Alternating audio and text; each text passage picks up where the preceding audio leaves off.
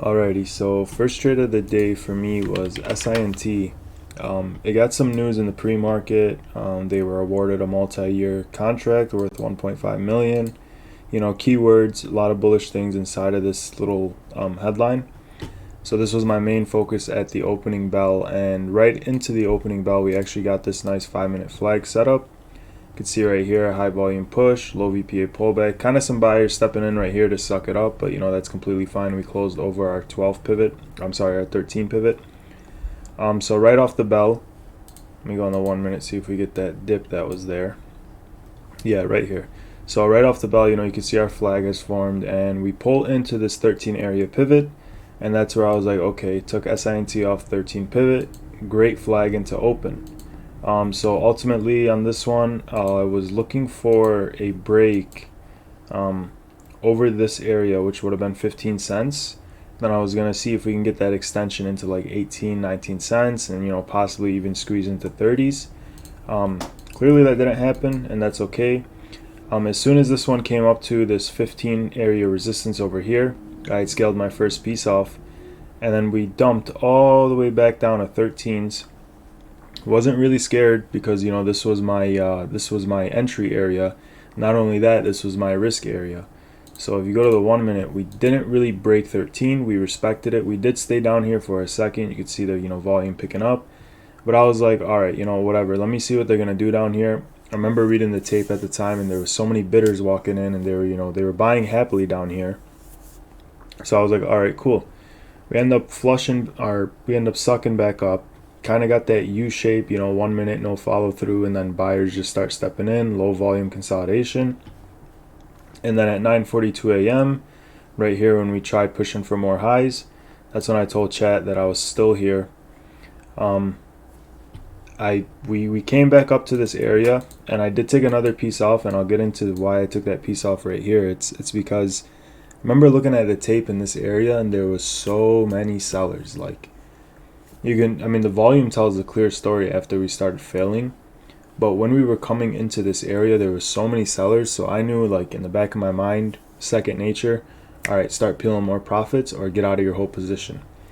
Took majority of my position off in these upper 15s, and I was in the mindset of, okay, if we get that squeeze to 18, I'm gonna make a good amount of money because I'm still holding a pretty piece in this. I could say. And it would also be a bigger move from my initial ads all the way down here at 13.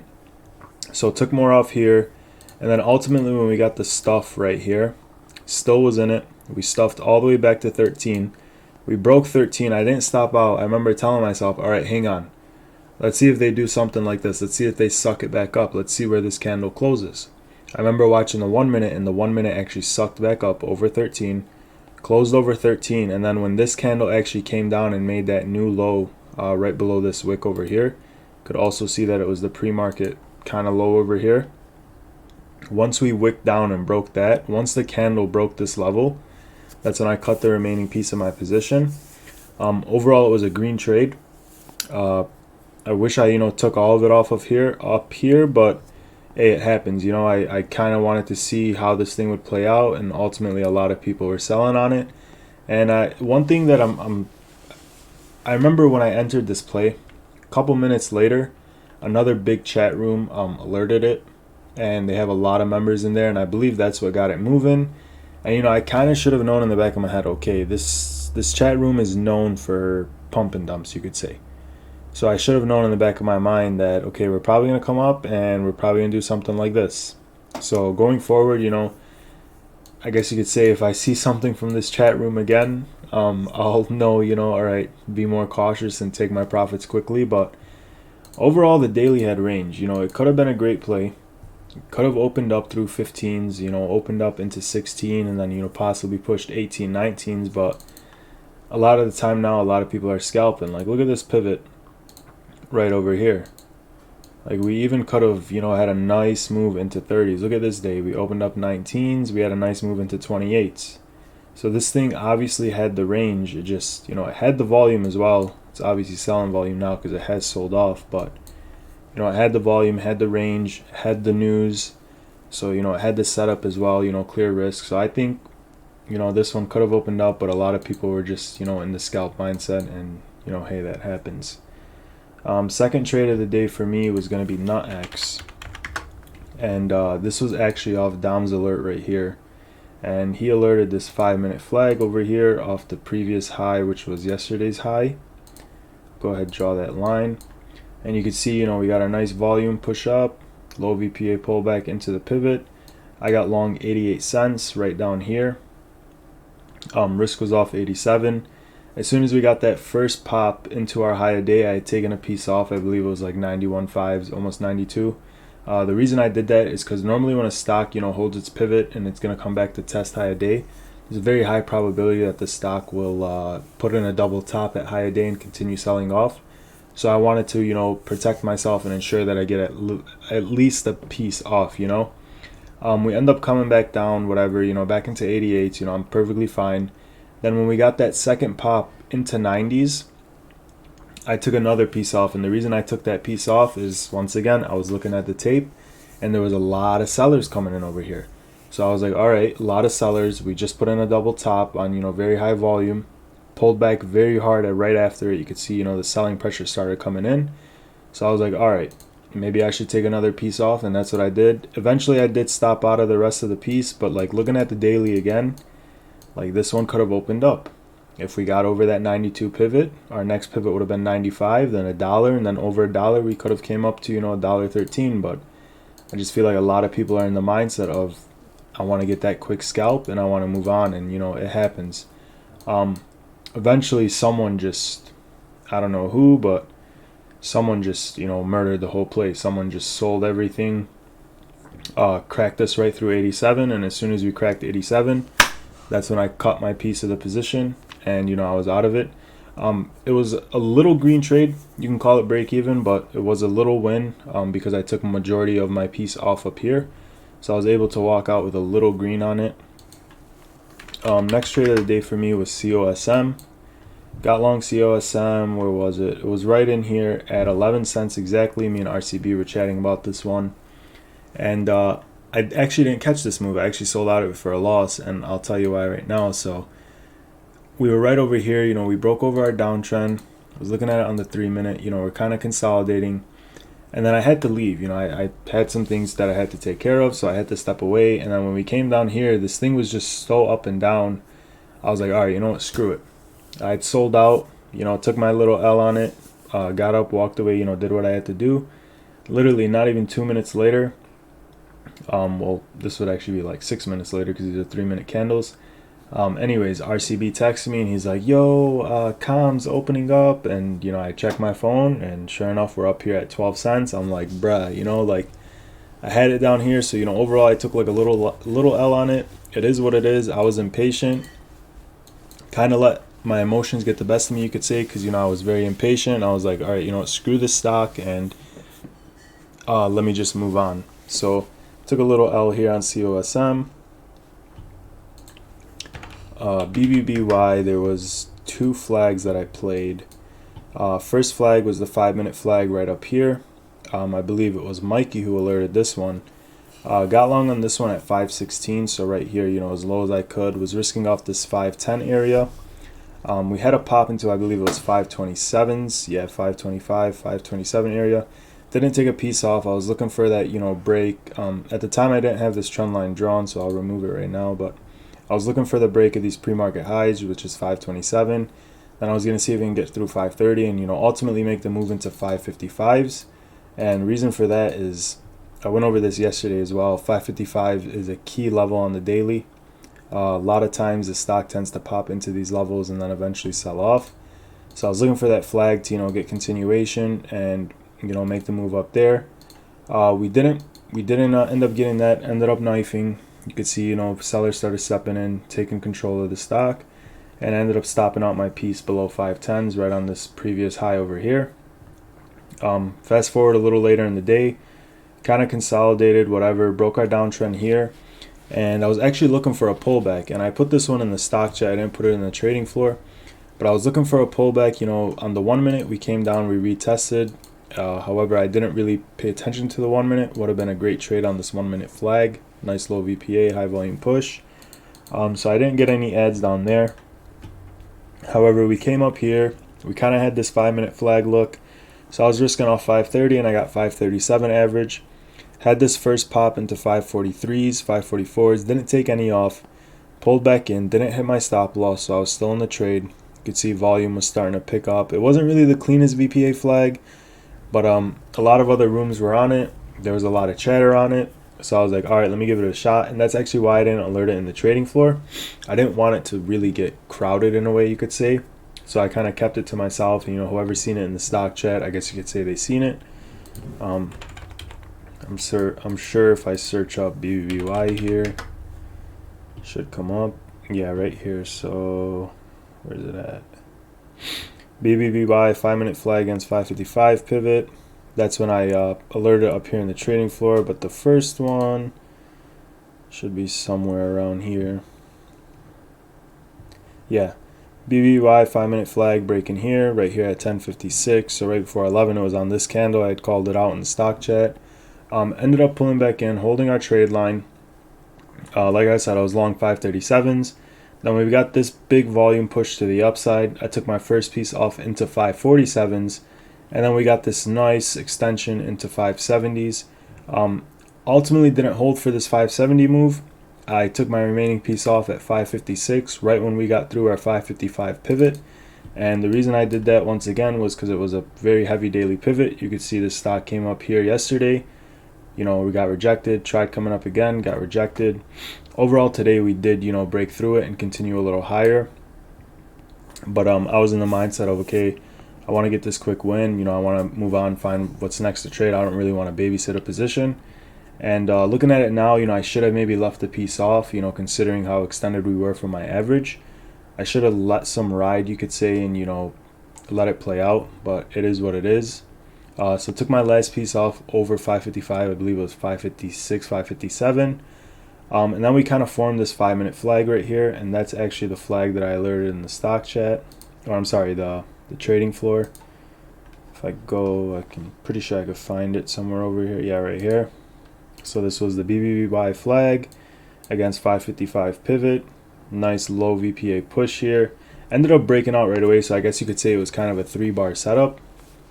So on this one, I got long again, 558s. Close as I could to this 555 pivot. Had smaller size, was just looking for the quick scalp. We got a nice move into 570s. Took some off into 560s and then ultimately stopped the rest at break even when we came down here. And that's actually right about this time is when I was playing comms as well, or COSM. So this is actually when I stepped away. So that was my 2 trades on BBBY. Pretty clean on those, couple percent wins. So it's really cool. I see Dom alerted the 5-minute flag here. Ended up setting up way nicer off the 555 pivot. What was next? Oh yeah, there was ARBK. So actually when I was out, I made a mobile trade on ARBK. You could see we had this 5-minute flag set up. I got long on this candle at 272. Risk was off 260s, which was this pivot over here. Should have stopped out sooner, on this big flush candle. However, I was like, all right, let me see if they, try and suck it up. Had a couple pops into 280s for my 272 average. Didn't take any off. Everyone was talking about, okay, let's get the 3 break, blah, blah, blah. So I was like, all right, let me see if we get 3s. Ultimately, even before I could even take any off, this kind of just went up and just ended up flushing on us. So I did cut this one for a loss below 260s. What else was there? Let me check my orders. NOTX, SNTI, ARBK. Yeah, I'm pretty sure that's going to be it on the day, but let me just double check that. Oh yeah, I didn't cover the freaking main runner of the day, the one that everyone's probably wondering about. Also FRGT, caught a little scalp on this one on my mobile. Kind of had this 5-minute flag look here. Once we reclaimed this, I got long 78 cents right up in this area. And as soon as we got this pop into 82, I had smaller size. I took the quick win. You can see low VPA setting up on the flag. I think it was on the 10-minute where it was a lot cleaner. Yeah, right over here. A lot cleaner. The VPA wasn't the cleanest. We were bouncing off some pivots over here. I know Mikey had alerted it. So I did take smaller size on this one, got the pop into 80s. I was out at 81 exactly from 78 cents. So, there was a couple more cents that I could have profited on. It went up to 84, I see, but it is what it is. Like I said, I was looking for the quick scalp. COSM covered that one. FRGT just did that. EPIX. So EPIX was the main one for the day, the one that had all the eyes on it. I had alerted a flag on it in the pre-market. However, unfortunately on TOS, a lot of people weren't able to buy it, including me. And that was this flag right over here. So you can see we kind of recovered. I would have had 209s, I would have caught this opening drive play, but it is what it is. Ended up playing it later in the day when it actually showed me a solid setup. So right here on the 5 minute, we kind of had this, 3 minute. So right here on the 3 minute, you could see we had this nice flag setting up over this 320 pivot. Put it right there, that should be good. So you see, high volume push, low VPA pullbacks into this 320 area. So as soon as we got as close as I could to the 320 pivot, I actually got 333 average on this candle right over here. And the reason I did that is because I believe the low of it was like 328. I was like, all right, cool, this is good enough. And when I started slapping at market, I got filled 333. Wasn't mad about it, was willing to accept it. I knew the stock was volatile. I knew it was going to, go up and down. So it is what it is over there. But ultimately, we had one pop into 340s. I took a small piece off at 340s just in case I did have to take the L. It wouldn't be as big as, it would have been. And then ultimately, we dipped literally right into 325 area. And this is, the ideal ad spot where I wanted to get in. And immediately after that, you could see buyers step in on this candle. Kind of a weird candle, I would say. We got relatively low volume compared to these and a pretty widespread candle, but we got our pop into 340s. And I remember taking more off here into 340s, and then I was like, all right, let's see if we get that push into 350s. And the reason for that was, you could see right over here, this was a daily pivot, and at the time we were, right down here in this area. So I was like, all right, let's see if we get that push into 355s. And when we did get the push into 355s, I did sell my whole piece off. And the reason I did that is for a few reasons. I felt like we were extended. There was obviously a lot of wicks up here. I didn't want to get, shaken out or anything like that. So when we had that pop right away into 350s, I took my whole piece off at 353. It did extend a little more. It did hit 359. It is what it is. And, ultimately, right when I took it off, this candle actually happened. So I remember being on live with my buddy that I trade with every day. And I was telling him, man, I'm so glad I sold out where I did. Look at this candle that just formed, blah, blah, blah. You could see really high volume. So overall, I think I played it really well, right off the pivot into resistance, found that daily level, got my target set. And, you could say I was a little nervous trying to hold this thing. It was very whippy and, very, very, very extended at the time. So, yeah, later in the day, I see this, I came back just now a couple minutes ago, and yeah, this thing is still ripping. Nice 3 minute flag right here. Low VPA pullback. Nice rip. But yeah, this would have been the one to really hold on all day, but it is what it is. I wish I got those twos, but it is what it is. But yeah, those are the names I traded. I hope someone found it helpful. Yeah, if you guys have anything you guys want to, go ahead and go over, I can pull it up, or you guys can share your screens and we can go from there.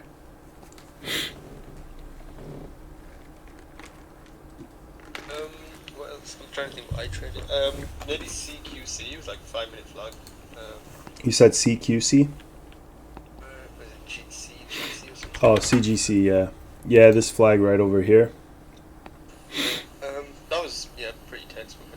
I literally saw somebody in Goblin Angler that just Same, yeah, the stock chat. Yeah, I caught that too. why not? Yeah, I remember looking at it and it was already up here at 320s. And I was like, I don't really want to take it because I'm going to have to risk off 315. Then I remember looking at it a few minutes later and it was up here at 330s. And I was like, oh, damn, this would have been a nice little, quick scalp. But it's kind of on lower volume. But yeah, really nice 5 minute flag set up here. And it ripped. Did you play this one? Yeah, I took it. I literally got 390, like 320s. Oh, nice. I I took an L on it actually because I was literally training EPIX so much I just set a stop 314 and I just didn't check it again. So I lost on it, but it was like I shouldn't have lost though. It was just like stupid. Yeah, yeah, this was a really nice flag. Shout out to forgot who it was. I'm sure I can go back and find it, but shout out to them for calling this one out. It was really clean. Yeah. And then I know EPIX. You said you traded that one as well a few times, and you caught some nice scalps on it. EPIX was the EPI. one. If you go to EPIX, the like the 270s area, I did something quite weird on it today. So like the yeah that little pattern, yeah. So if you zoom into it like a bit, I think what I saw in here was it was like 272 was the daily level. I remember typing in chat like I initially got in at 272 just seeing if the pivot would hold, and it was sort of like bouncing in between. And then I saw 265. No, I had a stop 265, so it didn't get hit. It was like 266. Yeah. But the 1 minute, it was like quite a heavy hidden seller. Um, so I remember reading the tape at the time on 275. And I was still in the trade, and you see like where they pulled the liquidity up and didn't like find the trap. Yeah. This swing goes back down. I sort of figured like that candle's only 600,000 volume, and you know the hidden seller's been accumulating on the tape like almost over 1 million. So when I saw it come back down to 272 and not fully flush, I sort of doubled the position because I thought like I'm gonna get ads at like I think I got an ad like 273 and I was risking like 265 anyway. And I just thought there's no reason why these guys would pull the liquidity up and not fully flushes afterwards. And then on the tape was holding up relatively stable as well. And that's when the rip just went boom. Yeah. But I did sell it quite early. I sold it like 298, so it was like it wasn't the best trade, but I guess it was. No, really solid. Yeah, I see. They tried to trap everyone. Low volume consolidation. Fresh pair of longs came in, and it ended up trapping the shorts. And I remember looking at I remember when it was on my thumbnail at the time, we just had this wild move, and I was like, holy shit! Like it just ripped up, and then everyone sold out. Another one right here, nice U shape, and oh, I'm sorry, we were all the way down here. Yeah, I remember this one ended up ripping all the way up and selling off here, and then that's when I was able to play it. But yeah, this one was the one today, man. Yeah, I mean, like I was saying to Salah earlier, the problem for me is because I play with a hard stop. Like some of this whippy action downwards, like I'm just gonna always get hit in it. But like I don't mind getting hit in it because I can reposition quite quickly. But Why don't you try? Why don't you use a mental stop? Like, I don't know. I've never felt stable really. Especially what happened with ABCT the other day. yeah, Yeah, I don't know. I find the reason I like doing it is like, say for example, on that 272, if we did flush down past 265s, I'd rather lose them 7 cents and look to reposition for the pull if it did pull back up 265s. It just like gives me maybe a minute or two just to see if the trade's actually like worth it or not. But most of the time I get stopped out. I literally enter back in like the next 2 or 3 minutes. okay, yeah, I hear you. Yeah, yeah. This one was this your only two trades, CGC and EPIX? Um, triple BY at 530 and then triple BY at 561, and then I got stopped out like 553 or something. Just trying Nice. to like Yeah. find after it made a higher day. I was just trying to see if that higher day pivot from yesterday would hold. It was kind of holding, but like I wasn't really watching. I just set a stop and I was more focused on hits. Yeah. Yeah, BBY nice moves as well. I remember when we broke this downtrend, I wanted that pullback, but it was just straight grind, and I'm happy I was able to, profit on at least one of the pullbacks, but yeah, she was strong right here and ended up continuing. So BBY, EPEX, CGC, was there any other names on your end? I'm just checking my orders. Yep, go for it.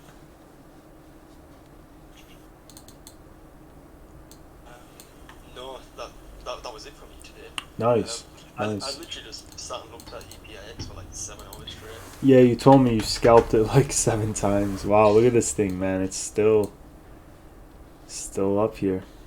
Really nice moves. Where can this thing go? Another one was RLXY. I was sort of literally like a few cents from the bid, but I sort of cancelled because um, it was like you were saying like yesterday, like some of these pullbacks into pivots, they're not real flags, and I sort of identified that before. Yeah, which what was the ticker on that? RLX, RLX.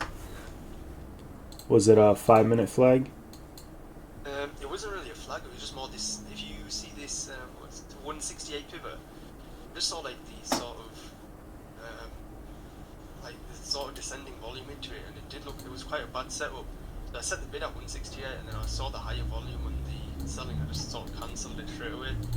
Um, but I was just trying to be trigger happy on that one because I was winning all day. So I thought, let's just try Yeah. it. And I thought, no, I'm not doing the right thing here. Yeah, sometimes confidence can get the best. Yeah, I can see we kind of had a nice flag right here. Nice volume push up, low BPA into the previous Yeah, I high missed that. area. And then that's when That we was. ripped up. But yeah, I think that was pretty much everything. I mean, today wasn't much volume outside EPIX and someone like the sub $1 names. Yeah, Um, EPIX was, that was the main one. That's the one everyone was on, and that's where all the volume was. But yeah, there were a few other quiet ones like BBBY and COSM. Um, but yeah, EPIX I, was the main one. yeah. Like the problem with the when you have a runner like as that much volume as EPIX, it just sort of sucks up all the other volume as well. There's like I guess everyone just focused on that one now. Exactly. Yeah, everyone just wants to play that one, that the obvious runner. It's kind of a It's it's kind of a good and bad thing. Good for EPIX, kind of bad for other names because like you said, it's all the volume is drawn over to EPIX, and anything else that does have a solid setup won't really continue as high because just like you said, one name is just sucking all the volume. yeah. I mean like some like I think in my own opinion EPIX some of the action today like if you were playing 5 minute flags like I sort of was I did get quite lucky because I caught that hull and I caught like another sort of flag that just drifted up. Um, but like I think for some of these flags, I think you're managing the risk too carefully. Once they pull this thing down and like whether that, so like where instead of actually like they should be instead of where you should be going long, I had to stop and like so I was supposed to be holding because they were failing the stop loss rate. But instead I was selling and it was just like it was a bit I did well on it, but it's like I should have done way better. Yeah, And it's weird, right? Because like I mean these sort of stop loss rates or like these flag fails, like fail breakout and stuff like that. Like for the past month, we've just been seeing like these stop loss levels and like when these flag failed for the past month, you know, it seemed like the stop loss rate failed. It's like always the bears just fucking drill it to the floor. Like today was like completely opposite, so that caught me off guard quite big. But yeah, that does happen a lot. Like for a perfect example of that is although this one did have the follow through, it did have the nice flag set up and ultimately got stuffed. But yeah, I see what you're saying there.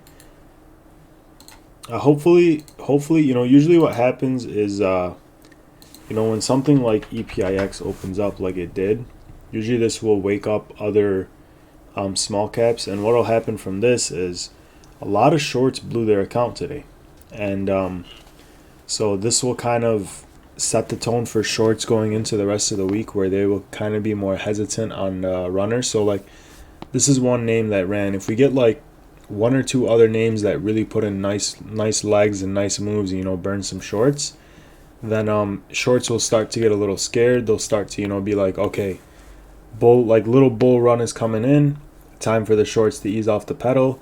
Then that's when the longs will start smacking on the pedal. So hopefully that's something that we see in the next few days. This is a good sign for the overall small cap world. Like this right here is great. Squeeze shorts finally got a sick move. We haven't had a move like this in I don't know how many weeks. Um, yeah, so this is really really good for the long. So hopefully this wakes up other small caps, and hopefully we wake up tomorrow morning with a lot on the pre-market list. yeah. Because I mean, like maybe even this. Obviously, this will hopefully it follows through, but if it doesn't, there's always something out there.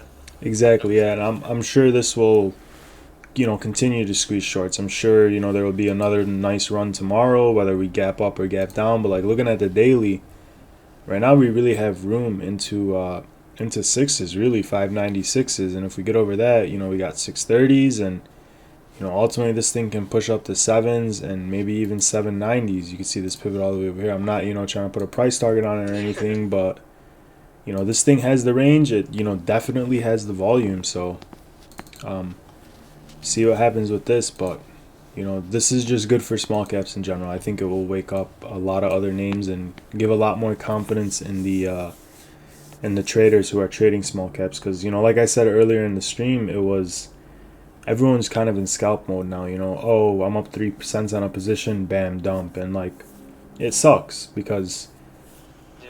you're I risking. mean,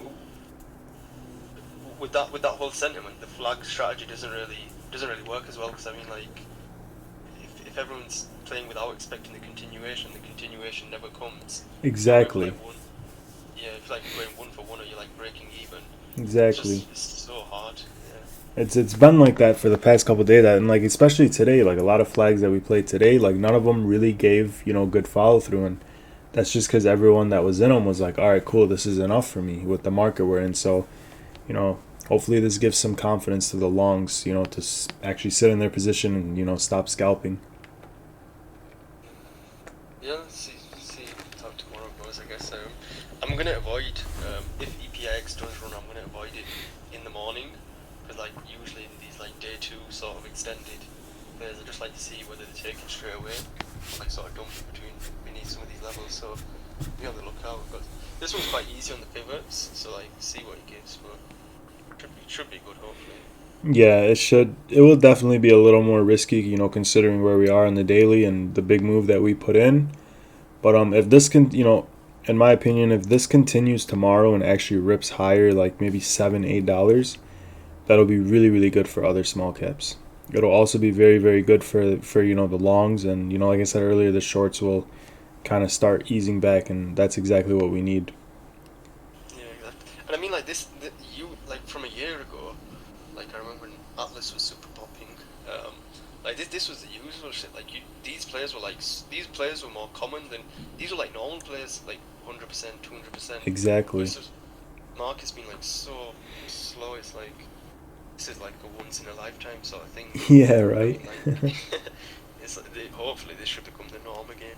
Yeah, hopefully, man. It's what everyone needs. We need another 2020 run. That's exactly what we need.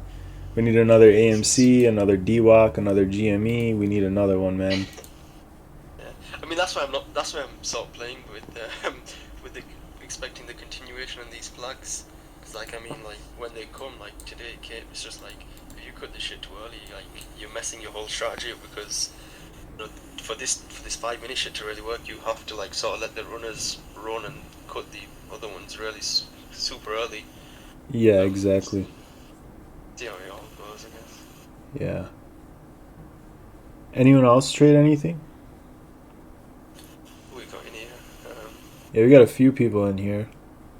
Yeah, all familiar names. Yeah, I Goblin guy.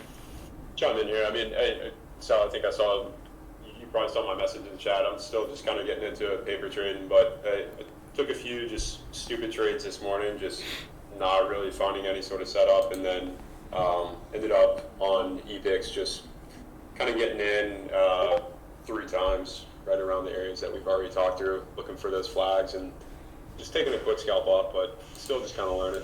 Nice, man. Yeah, best advice to you is keep doing what you're doing. Soak up all the information you can, and go from there. Always have an open mind to whatever everyone else says, and then add your own twist to it. Yeah, no, for sure. I mean, been super helpful being in this group and just absorbing. Hell yeah, man. It's like you're, I know in the mornings you'll send out kind of the stocks you're looking at, and right before the bell you touched on I think you were looking at EBIX and Cint, Yep. and you were in that first trade already. Curious, like what else you were looking at other than I think maybe just the flag setups rolling right into the opening bell, and like what kind of made you pick one over the other? So SINT and EP EPIX. The only reason why I was really interested in them off the open is because there was already kind of a setup into the open. Right. We had the big move up, and like I posted in the chat, we had these nice flags setting up. So something that I'll look for into the open is either a setup, a nice pivot hold, or just really nice volume coming into the open. Normally it doesn't play out like that. Normally it's flip to the 1 minute, give the stock 5 minutes into market open, then we form a 1 minute flag or something. But Right. normally it's not so clean like that. But yeah, those are some things that I'll look for. Is just setup going into the open, some nice volume going into the open, pivots holding into the open, and that will draw my attention. And so all the stocks on that like watch list, they all come from the top gainers. They're all something that have news, and they're all something that have volume behind it. And Yeah. that's exactly what you need when you're trying to play the momentum. So that's why I'm more focused on those than any others. Right. On that one, Salah. So like, I don't do this but I've seen a lot of guys in Goblin Gang do. Like, they analyze the actual news itself. Like, I've never ever done that. Like, the quality of the news. Like, I remember Dave was saying like, oh, this news is fluffy and X, Y, Z, and Yeah, I, yeah. do you really do that? I generally don't really look at like Yeah, so sort of like sometimes, yeah, no, that's a great question. And what I'll actually do is, like, for example, the news that we had today on EPIX is it'll really be keywords. So, you don't really got to read the whole article. You don't got to, do anything like that. You just got to read a couple keywords. So I'll pull up the news thing from today, and I'll actually kind of show you some of them. Where is it? So, like, you could see EPIX updated results from the phase 1-2 study. Okay, so they had a study.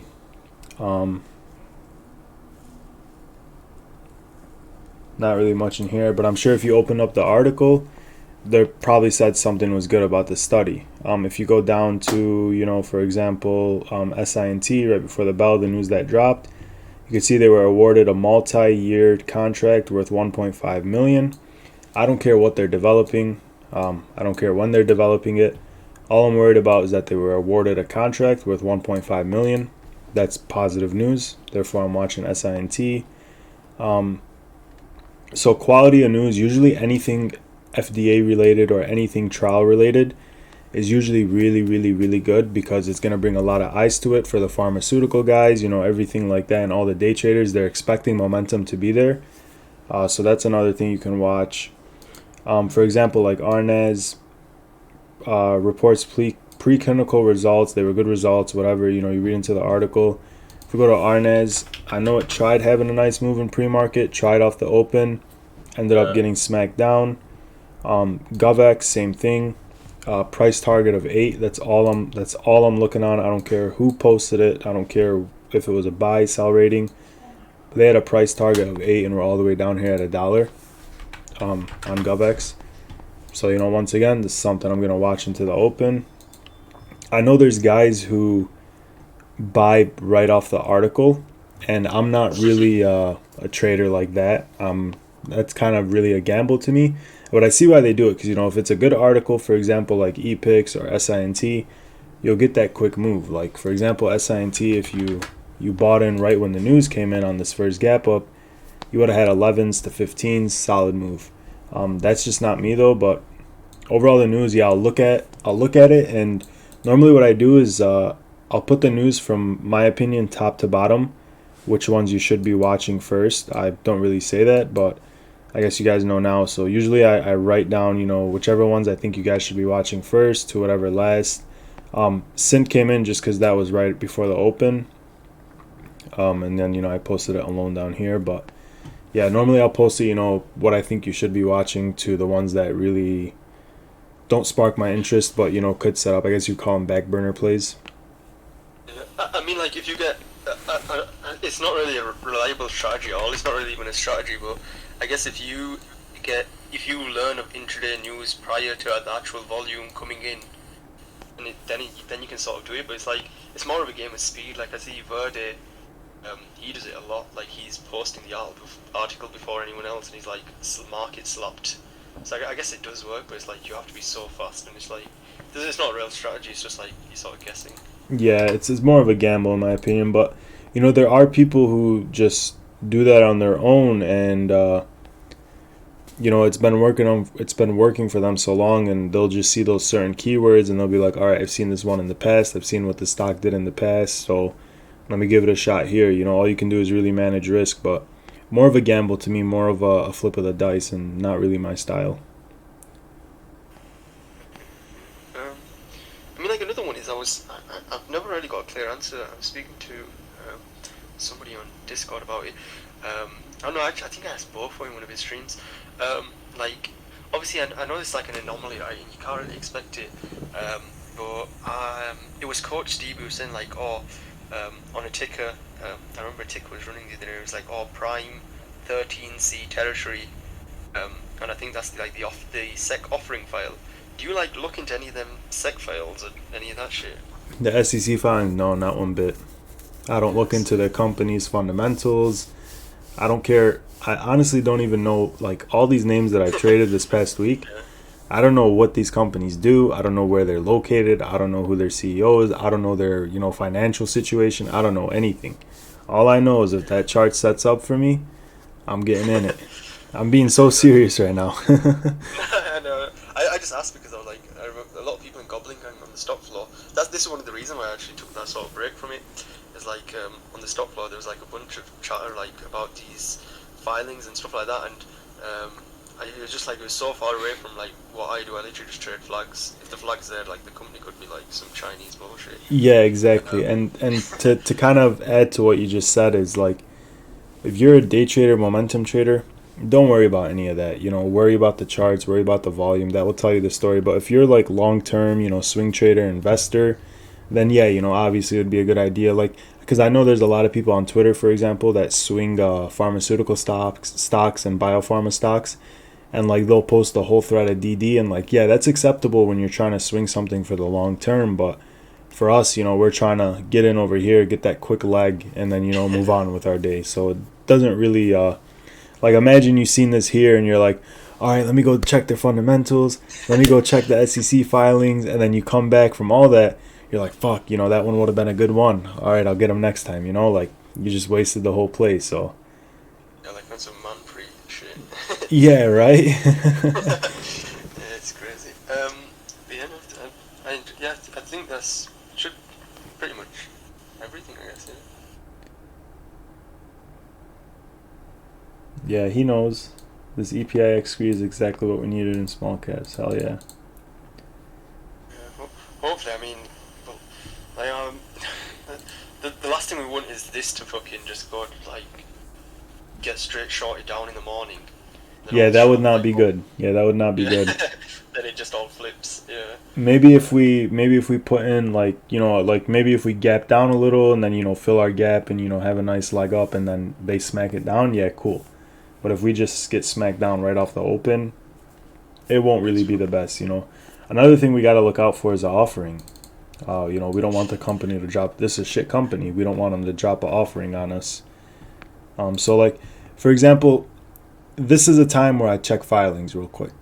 If I was in this, I'm not in this, so I'm not gonna check the filings. I don't really give a shit if they drop an offering.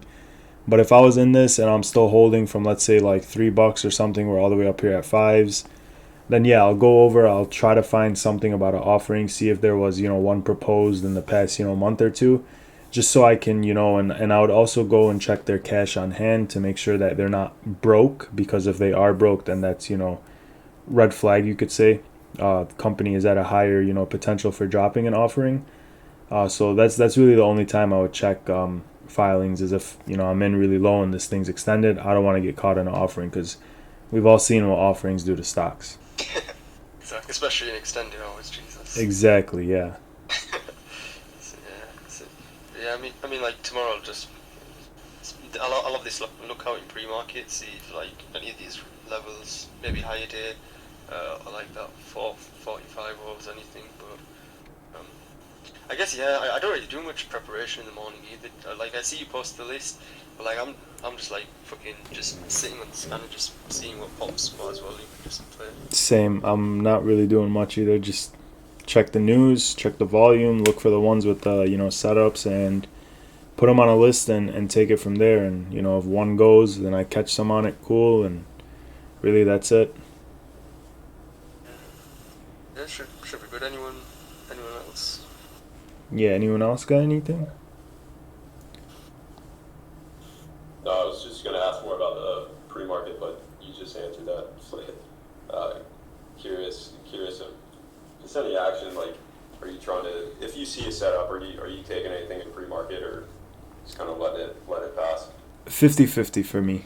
If I see a setup and let's say I see a clean flag in pre-market or something, yeah, I'll take some. But in pre-market, I normally don't trade the same size that I would trade in the open market. And that's just because I hate pre-market, man. Like, there's so many games that are being played in pre-market, and Spreads as well.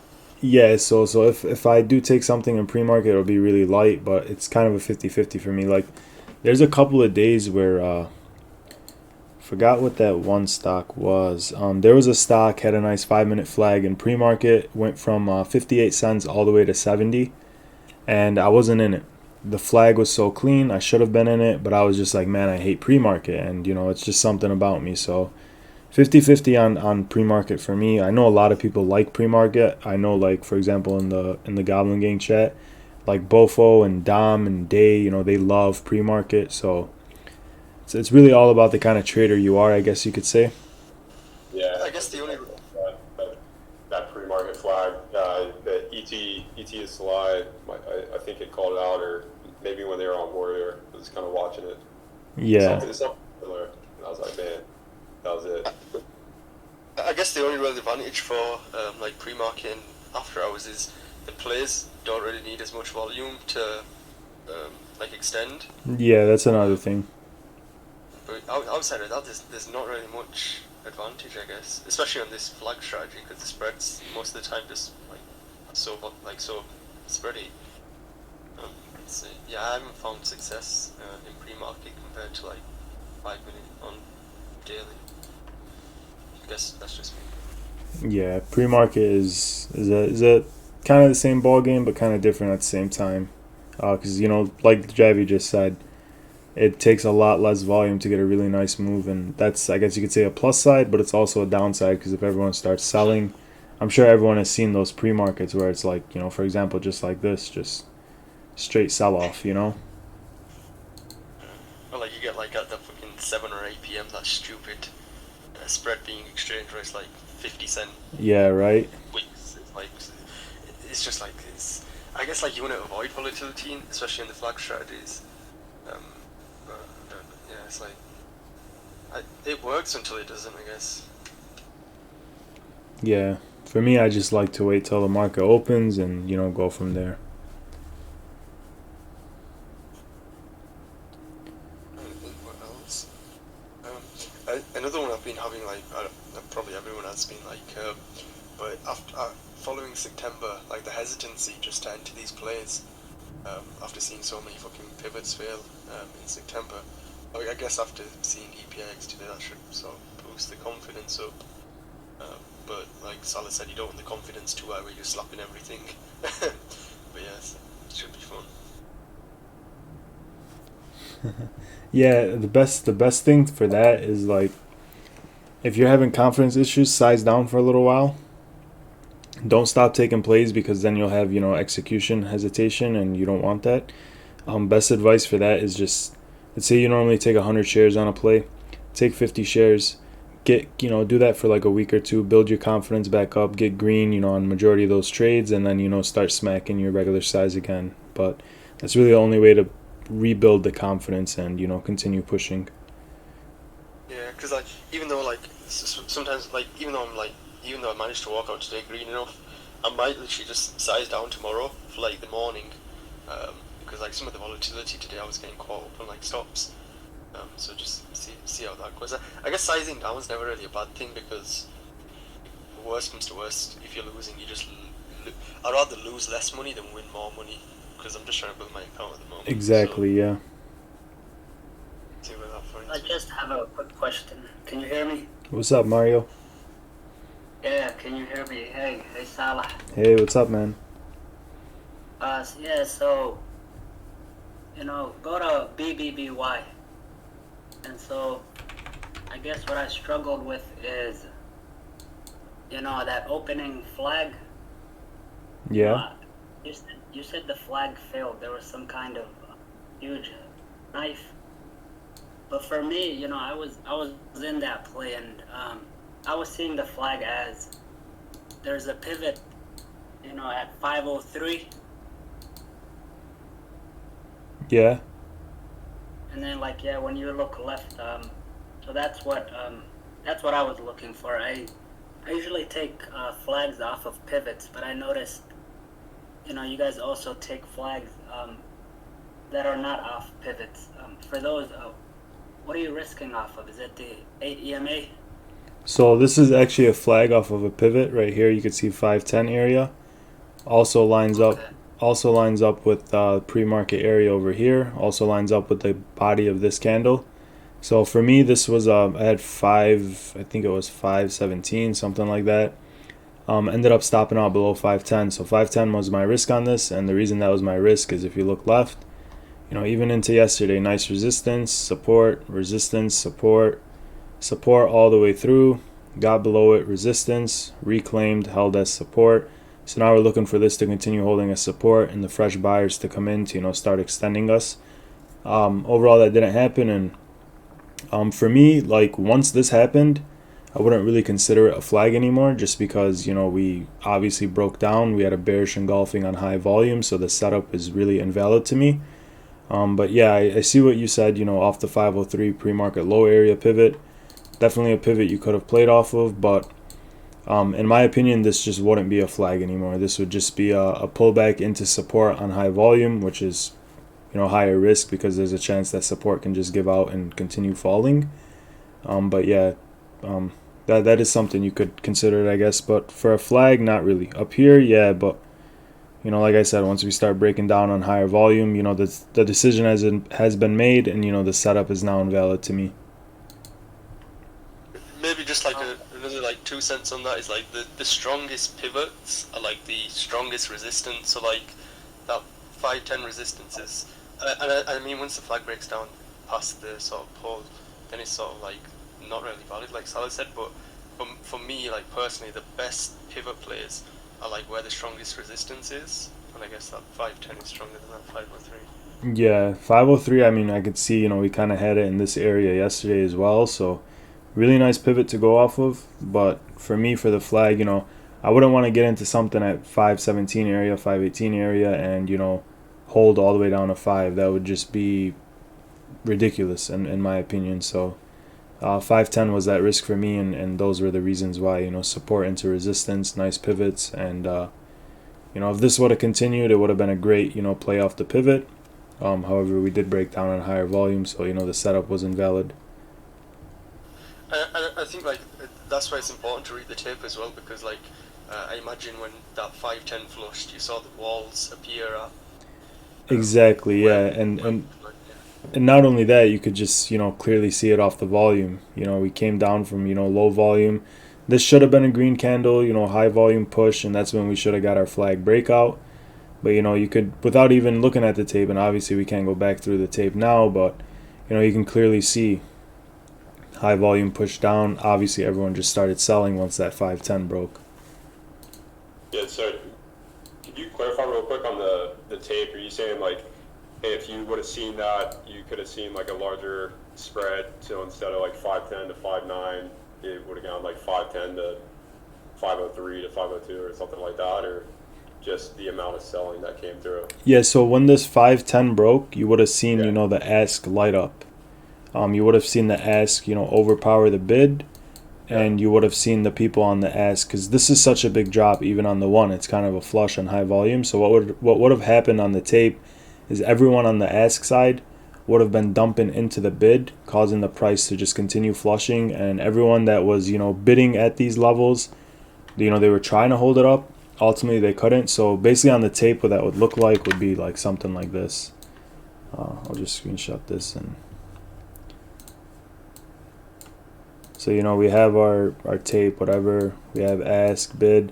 So all these people right here on the ask would just be selling into the bid. Let me change the color. They'll be selling into the bid, everyone, trying to buy into the ask right here to kind of hold the price up would just continue getting stuffed on. And what that would look like on the tape would be like, we'd be right here. Let's say, this is 100, flushes down, and we'll just blow through all these bids right here. We'll just wipe them out, and price will just flush down into here. And that's why you get that drop from right off the 510 break right into 507s, and then right into 503s. Everyone on the ask was just getting heavier and heavier and heavier and just smacking down on the bid. And like another important point, I take it that purple line in your chart is VWAP, right? Correct. I guess like I don't really rely on. I only really use VWAP, but I guess you're under VWAP as well, which is a bit of a resistance to push through again. Yeah, you can also see it kind of lines up with 510 area, not the best, but that's another indicating signal. You can see we flushed below VWAP here, confirmed it as resistance multiple times, and this could have been a sign if I was on the 1 minute. We kind of reclaimed VWAP and started consolidating. But yeah, overall, just a failed flag in my opinion. Ended up catching the flag up here, but it is what it is. That was also kind of a question I had too, because I know the big call out seems to be on 5 minute flags, but I've also seen bounce back and forth between like 3 minute and 1 minute. I mean, is it kind of just a gut feel, like if you see it on one, go for it, or normally? Yeah, great question. And normally for me is like if we're off the open, so what was that stock yesterday with the really nice flag? I believe it was Rev B. Yeah, so Rev B off the open. The 5 minute candles aren't gonna look the best because it's just gonna be a bunch of big candles. So usually into the open, I'll be looking for 1 minute flags, and this is a perfect example of one. Nice high volume push, low VPA pullback into our previous 37 area pivot, also lining up with my EMA 9 and VWAP. That's a nice 1 minute flag. So for me, flags in the morning, I prefer them to be off a 1 or 3 minute. 3 minute just because, the 5 minute candles will, not look the greatest just yet. Kind of a bad example here.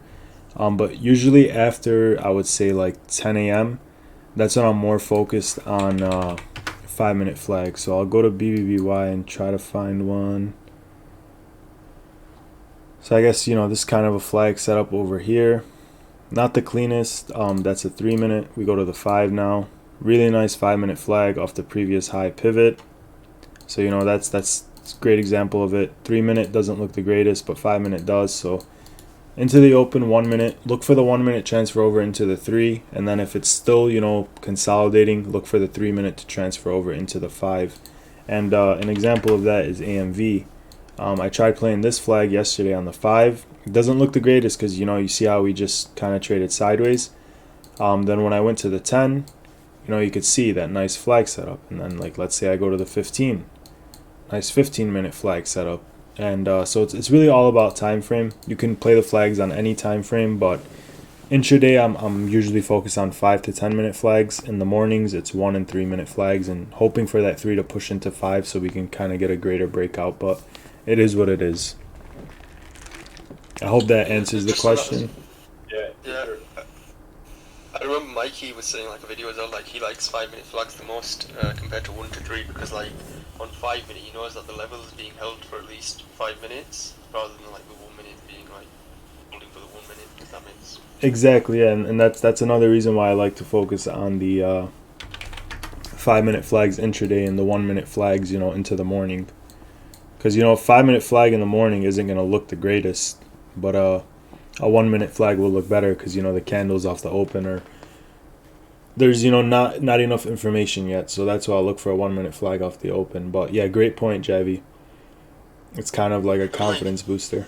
Yeah. Like, I'm quite, like, I wouldn't say like super experienced, but like because I'm like sort of, I'm not new to flags, but like, because I'm not like a super high level. I sort of like more focus on the 5 minute, just so like at least I know like that level is being held, and I think like the 1 minute is more like open to volatility. And when you look into the 1 minute, like I used to do that a lot. Like the 1 minute, like the play could be really good, but like on the 1 minute you might have like a super high volume stuff, but on the 5 minute it's actually still fine, and then it sort of like fucks the whole thing up. But I sort of used to do that. That's why I just only play 5 now, and I just sort of like use the 1 minute more for like understanding like the more minute VPA on it. Yeah, yeah. I know a lot of people that, for example, there's one guy in the Underdogs Discord with us. His name is Hume, and that's one of his biggest issues is he'll like stay on the 1 minute all day, and he'll get faked out left and right, or he'll find himself in a good position. And I always tell him switch to the higher time frame. It's going to give you more information with less noise, and that's true about any stock.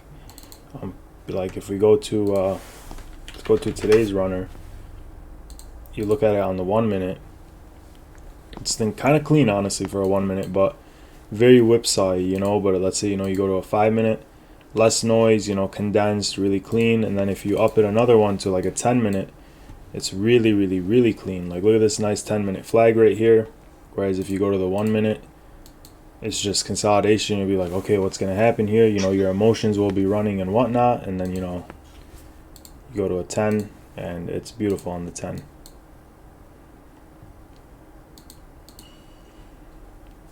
I always prefer bigger time frames over the smaller ones, and with the flags being formed on the 1 minute, there is a higher chance that you're not gonna get the greatest breakout because it is a 1 minute.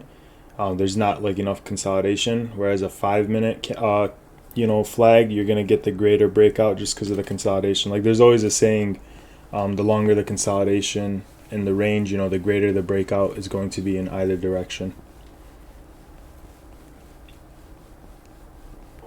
No, that all makes a lot of sense. Yes, sir. Yeah, so I guess we can wrap it up here if anyone else has any last minute questions. Oh shoot, Jazban, you're here. Yo, what's up? Yo, Yeah. share that screen, bro. Let's see those trades. I for some reason I thought it started at 5 p.m. Central Time in my brain. I don't know why. I think it's my parents were here.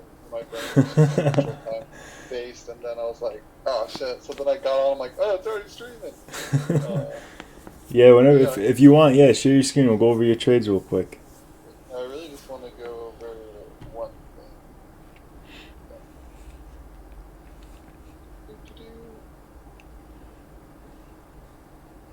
All right. Your account number is hidden, right? Hopefully. I guess we'll see. All right. Can y'all see it? Yes, sir. Yeah. Clear, nice and clear. All right. Sweet. Yeah, the biggest thing I wanted to go over here was TSHA today.